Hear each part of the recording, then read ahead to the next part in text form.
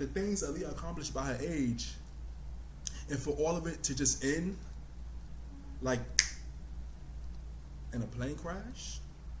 No. If it wasn't for Tony, oh. What's up, guys? Welcome back to my channel. Today I wanted to talk about something that's been on my mind for basically the last 18 years, and it's how Aaliyah's death never sat well with me, how it never will sit well with me.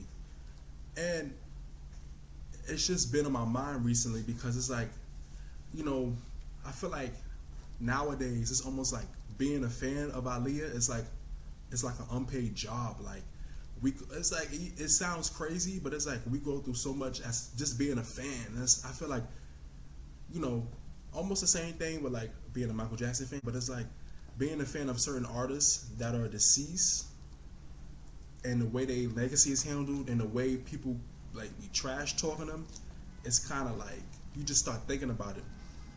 And one of the main reasons why Aaliyah's death never sat well with me is because, like, just hearing the story, you think, oh, it was an accidental plane crash, right?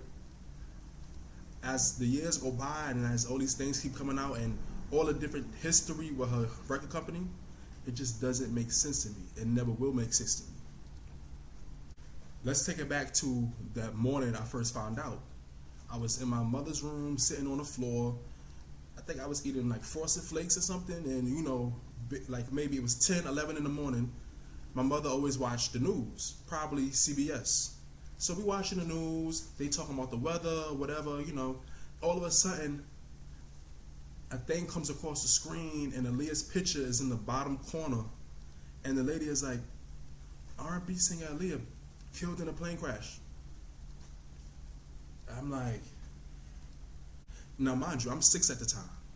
Now, when you know, being 6, you know about music, but it's like I wasn't, like, you know music artists, but it's like, at that point in time, like, you know certain songs, but you're not like really a fan of anybody. You just know certain songs. You might know how they look.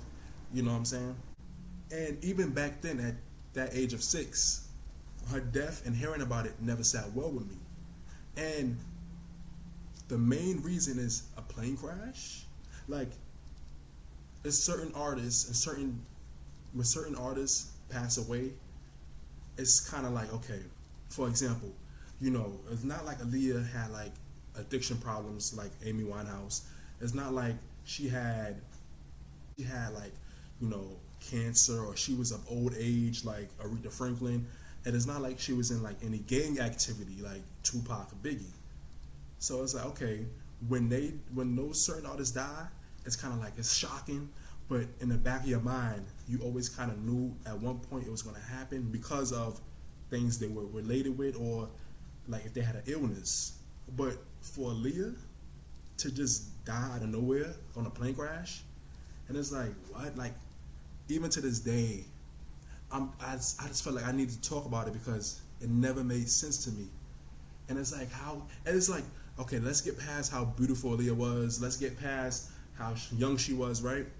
It's just like a plane crash. Like, I just imagine in my head, like, okay, Aaliyah did the video, they finished early, and she was just like, okay, I'm tired. She was on her way back home, you know, probably to see her family, you know, her boyfriend, probably sign some more paperwork, sign some more business deals, whatever. She just gets on a plane, and we don't know, mind you, we don't know what happened in that last 20, 30 minutes. But it's like, and it says, okay, she was arguing with the people, and then the people said it's too much luggage. It just doesn't make sense. Like, then they said the pilot was on coke and he was on drugs, and so it's like, if all these things happen, why was they still allowed to get on the plane? Why was he still allowed to fly the plane? It happened, people were sad, and it was just like, okay, it got glossed over. You know, Aaliyah got her tributes, and then it was just like, all right, on to the next. And then, you know, 2 weeks later, 9/11 happened, and then that was its own thing. It's just crazy, because it's like, really? A plane crash?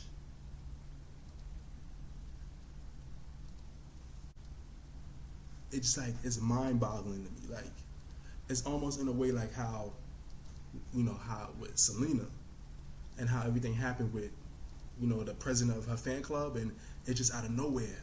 And it's just like, you know, as a fan, as a music lover, as an admirer, you just gotta accept it. And it's like, and the thing is, I know they say everything happened for a reason. I still haven't figured this one out. And I know Aaliyah's in a better place, and that's the thing. People say, "Oh, she's in a better place." She don't have to deal with the drama anymore. And before Aaliyah's death, she was dealing with a lot of stress, and I know she was tired, and she was going through a lot with the record company and the label. But then she also had the other side where she was venturing out. She was doing more business deals, and it's kind of like that interview with Mary J. Blige when she was talking about it, and she was like, that wasn't supposed to go down like that. That wasn't supposed to go down like that. Like I said, they say everything happened for a reason, but I don't get the reason for that. I just don't get it. And I know there's been a lot of death conspiracies when it comes to Aaliyah, and people think Beyonce was involved, people think Jay-Z was involved, people think Blackground Records, her uncle was involved. And that's kind of like, now the Beyonce Jay-Z thing, that's just like fan talk. I don't really think about that, but it really makes me wonder, like with Blackground Records. And first of all, it's like, as big of an artist as Aaliyah was, why would y'all get her this janky little plane to fly back on and all this luggage and suitcases? And it don't make sense. It just don't make sense to me. Like, what were the protocols? And I know she left a day early, but what were the protocols to this? Like, she had all the luggage, okay. It was like 8 people, including her, okay. What was the, okay, and then it's like, oh, it's too much weight on the plane. I'm sorry, I'm just like, what happened? What really happened? Like, and it was said that, oh, they was arguing with them saying, oh, we cannot fly the plane. And then Aaliyah's team was like, oh, but we gotta go, we gotta leave. That doesn't make sense. If anything, y'all say, if that was the case, it was like, no, we can't fly the plane. If anything, we can call y'all a bigger plane. Y'all could wait here. That's it. They did leave a day early. So that whole story about, oh, they argued with them and then they just said, okay, you know what, whatever, just go on the plane anyway. No. I feel like Aaliyah will not, I don't want Aaliyah's death to be in vain. That's another reason why I go so hard for Aaliyah. Because it's like, okay, everything happened and you just think about it. Aaliyah was just thinking like it was going to be a regular whatever. She was just on her way to do whatever. And then for her to just die in a plane crash, of all things, a plane crash, that will never sit right with me. I know a lot of Aaliyah fans out there have that same thought and mindset. It's just like, it's not even about, oh, I wonder how Aaliyah's career would have been. I wonder what music she would have been doing. I wonder what movie she would have been doing. No, she lost her life. Like, she didn't get a chance to experience having a family, having kids, later down the line, like how all these artists that came out with her, they getting all these Legends Awards and accolades and stuff like that. Nowadays, I feel like at age 40, Aaliyah would be the one getting honored and getting tributes and getting all these like icon legend awards. But now it's like Aaliyah was frozen in time at age 22. And it's like, she got her fans and then she got her haters. And it's like, Aaliyah didn't get a chance to prosper and grow in her career. And that's another reason why Aaliyah fans go so hard for her. Because it's like, we know what she accomplished at the age of 22. Now, mind you, I'm 24. So when I turned 22, it really hits you like, damn, Aaliyah accomplished a lot. I think sometimes people forget, she started this when she was 14. When I was 14, I was like, I had just started high school and Aaliyah did all of this by the age of 22. In the middle of her career, she graduated high school with a 4.0 GPA with a double platinum album at the same time. Like, the things Aaliyah accomplished by her age, and for all of it to just end, like, in a plane crash? No.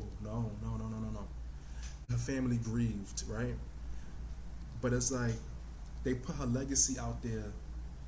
Like, at a certain point, they just stopped. And Aaliyah's legacy was just left out there to dry. Like, luckily, her fan base and her popularity was so strong that her fans has been the one keeping it alive. But it's kind of like, with the way people talk about her now and how many times I scroll on Twitter and I seen like a Ariana Grande fan or Nicki Minaj fan, a Beyonce fan, just making a death joke, like nonchalant about it, and it's like people are so comfortable just talking about her in any kind of way, and it's kind of like, okay, just because someone died, that don't mean you gotta, like pussyfoot around the topic and like, oh, I don't want to say nothing bad about her. But it's like, what point, especially Aaliyah never did anything bad to nobody. What point do y'all have in like talking about? And I understand Aaliyah is a big part of music history, R&B history, pop history. But it's like, okay, we all have music debates, stuff like that. What point do some of the people that talk about her so harshly, what are y'all getting out of that? And then it turns into like Aaliyah versus Brandy debate, Aaliyah versus Beyonce debate, or that type of thing, right? And then all of a sudden, oh, at least Beyonce is alive. Oh, at least Brandy is alive. It's like, what? You know how many times I went on Instagram and Twitter and seen things like that, and I'm just like, no. It's kind of like Aaliyah's death. It's kind of like, people are so fascinated by it, and like people make jokes about it, and it's like, no, this is another reason why I go so hard for Aaliyah. It will never make sense to me, and this is one of the reasons why I started my YouTube channel. And when I first started, I was just doing those kind of topics, and I kind of felt like, especially on YouTube, people were using Aaliyah's image and her name for like clickbait and titles. You see a video with Aaliyah and Jay-Z in it, Aaliyah, Damon Dash, Aaliyah versus Beyonce, things like that. People gonna click into it, people gonna watch it, 500,000 views, 1 million views. And I felt like people were just using her name and image all these years later for clickbait. And it's like, there were fans making videos about Aaliyah and her legacy, but I felt like, well, if I don't see enough of it, I'm gonna start doing it. So this is what encouraged me to start doing these Aaliyah videos and fun Aaliyah videos for other fans like me to come and talk about Aaliyah, discuss her career, and just enjoy her legacy and enjoy what she left for us. You know what I'm saying? I don't know who this will reach, but if it reaches somebody who feels the same way I do when it comes to Aaliyah's death and how it just never added up, then I feel like at least I'm starting somewhere. Like maybe it will create a chain effect, a domino effect, where other people can express their opinions on how Aaliyah's death never sat well with them, and how why we go so hard for Aaliyah now. Because a lot of people will be like, oh, that was 18 years ago, get over it. Even if you wasn't that big of a fan of Aaliyah, you can't tell me to get over it. Because no, Michael Jackson, people not gonna get over that. Whitney Houston, people not gonna get over that. Prince, Amy Winehouse, Selena, people are not gonna get over that. So certain people, you can't tell people, oh, just get over it. Oh, no.